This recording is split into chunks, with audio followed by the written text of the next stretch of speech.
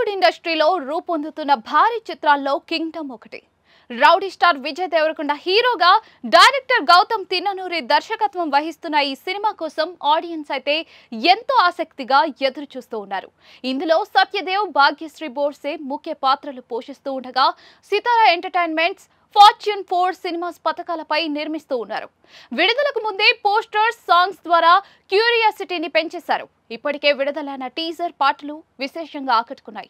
ఇటీవల విడుదలైన trailer hype create చేసింది. ఇదిలా ఉంటే ఈ సినిమా విడుదలను పురస్కరించుకుని హైదరాబాద్ లోని సుదర్శన్ థియేటర్ వద్ద ఫ్యాన్స్ 75 అడుగుల విజయ్ దేవరకొండ కటౌట్ ను ఏర్పాటు చేశారు.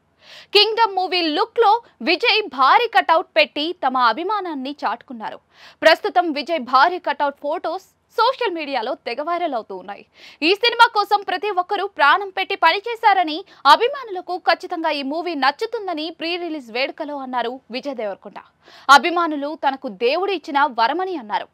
కింగ్డమ్ సినిమా విజయ్ కెరియర్ లో మైల్ స్టోన్ గా నిలుస్తుందని అన్నారు సంగీత దర్శకుడు అనిరుద్ రవిచందర్.